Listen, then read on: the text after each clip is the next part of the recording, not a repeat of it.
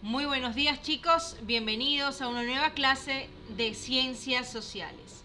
El día de hoy veremos los paisajes geológicos y volcánicos del Ecuador. Podemos ver aquí uno de los paisajes geológicos naturales de nuestro país.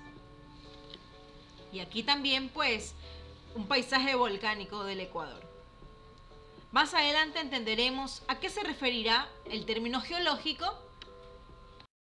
Y es así como en clases anteriores vimos el cinturón de fuego, ¿verdad?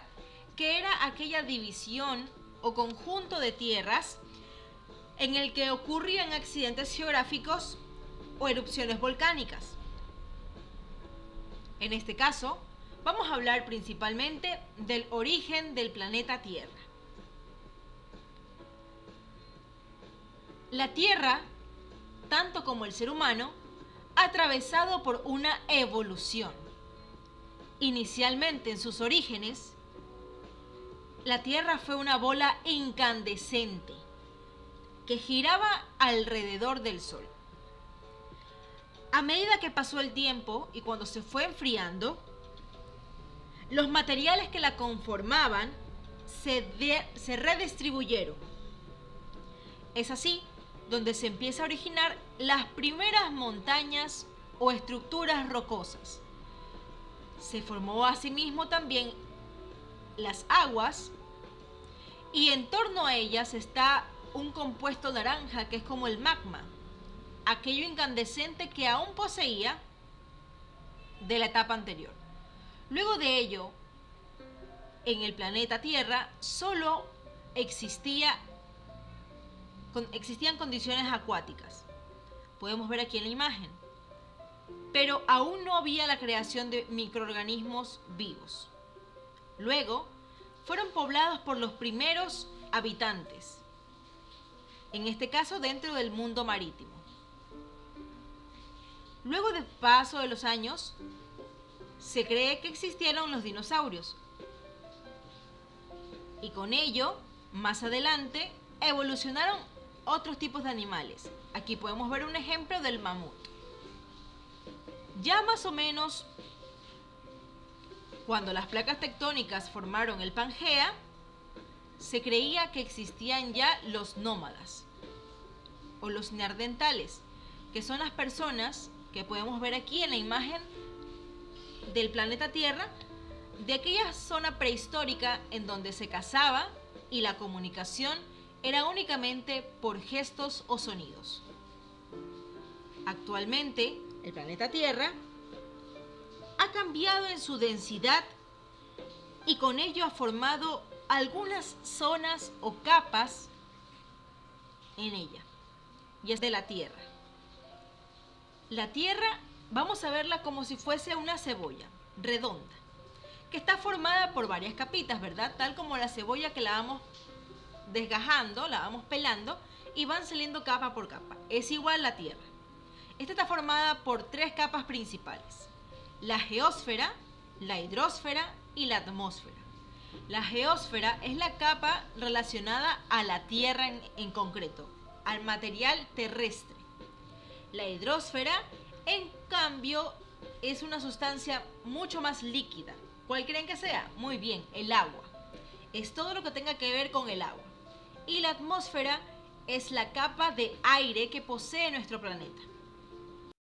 Inicialmente, la atmósfera también tiene una división, y es esta. En el primer nivel tenemos la zona terrestre o superficial. Aquí encontramos a la troposfera. Esta básicamente es la que permite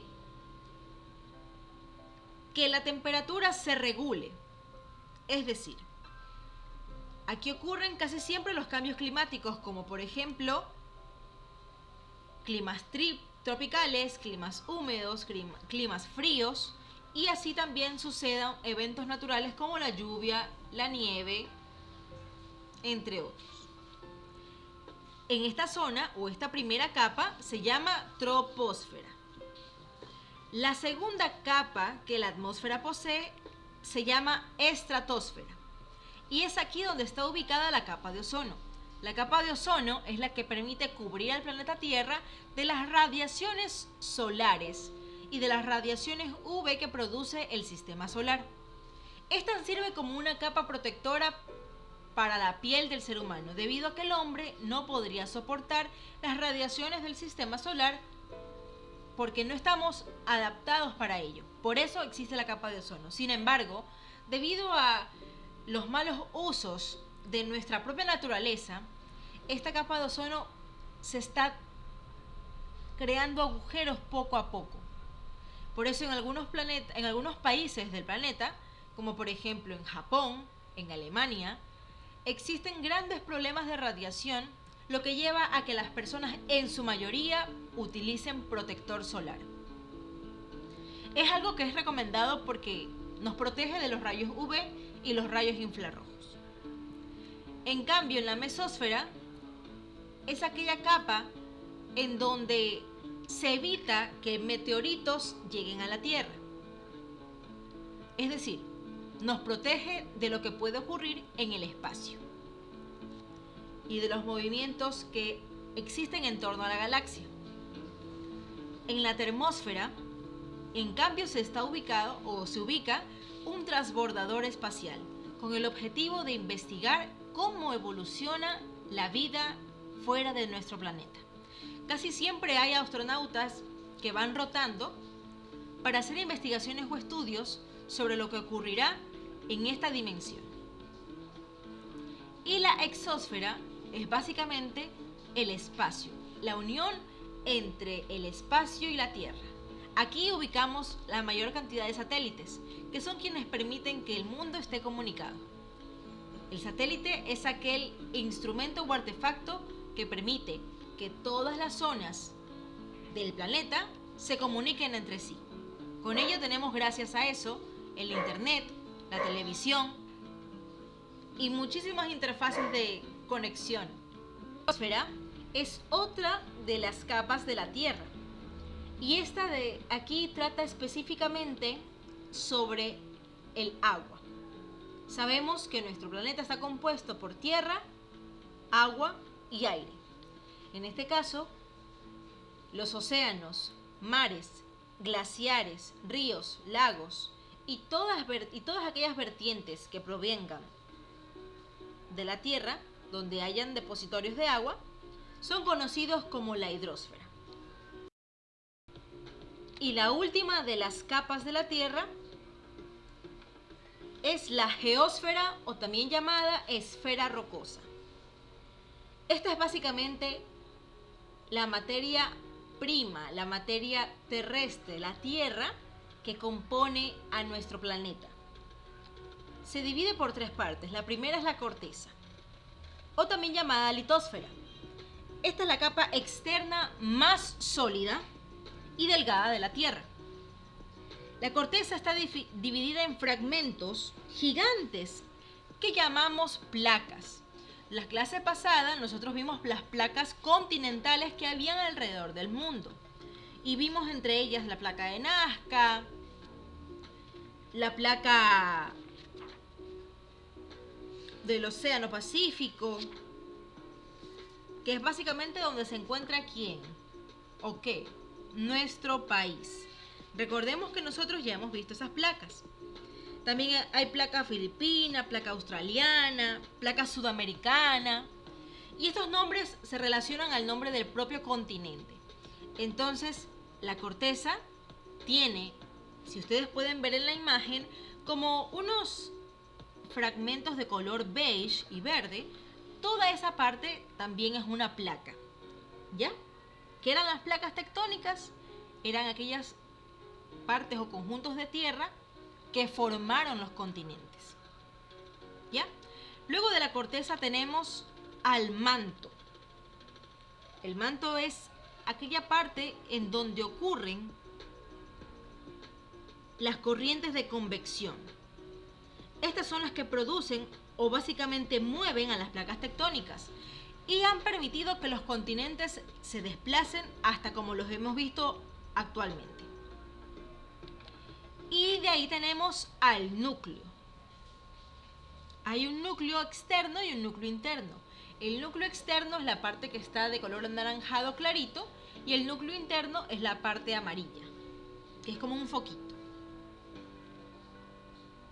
En él ocurren todos los movimientos telúrgicos porque son básicamente el centro de la Tierra. Es por esto que las estructuras geológicas determinan el desarrollo del relieve terrestre. Recuerden que la estructura es el conjunto que arma a la Tierra. Y el desarrollo del relieve se refiere a qué? El relieve pueden ser montañas, cordilleras, valles, mesetas, llanuras, ríos, todo lo que tenga que ver con la parte terrestre. Entonces, las placas tectónicas, hay una teoría que establece que la litosfera o corteza de la Tierra está dividida en gigantescos fragmentos o placas. Ya nosotros también lo hemos visto en la clase pasada, cuando les enseñé el mapa con todas las placas que existen dentro de nuestro planeta. Y el movimiento de estas mismas placas tectónicas se produce por el plegamiento de la Tierra. ¿Qué es plegamiento? Si ven como ese recogimiento que hay entre la Tierra de color verde, ya, ese recogimiento o ese plegamiento de tierra origina dos movimientos. El movimiento de divergencia o también llamado de alejamiento y el movimiento de convergencia o también llamado acercamiento. Con ello, vamos a conocer las características específicas de cada uno. La divergencia o alejamiento son movimientos verticales y estos se producen cuando el magma quiere salir o expulsarse de los volcanes. Esto hace que la placa se rompa y al romperse esta placa, ¿verdad?, se crean cordilleras o fisuras, cordilleras submarinas o también llamados rifts, que significan fisuras que dan origen a los lagos y a los mares. Como podemos ver en esta imagen, se dan cuenta que hay una especie de fisura que está como en una línea azul por la expulsión del magma dentro de un volcán y generando con ello pues cordilleras submarinas, lagos o mares. Y también del lado de la convergencia o el acercamiento, que es el movimiento que producen las placas, estos son conocidos en cambio por ser movimientos horizontales y suceden cuando una placa se acerca a otra o se sobrepone a la otra. Esto quiere decir que cuando una placa se pone encima de otra placa. Esto ocurrió hace muchísimo tiempo atrás, cuando el mundo era conocido como una Pangea, como una sola masa. Y gracias al movimiento de estas placas se han ido separando en continentes. Unos se han mezclado, otros se han separado, y entre ellos pues no sabemos si de aquí a unos 1000 años más el continente sea el mismo o cambie. Eso habría que verlo después. Entonces, ¿esto qué pasa?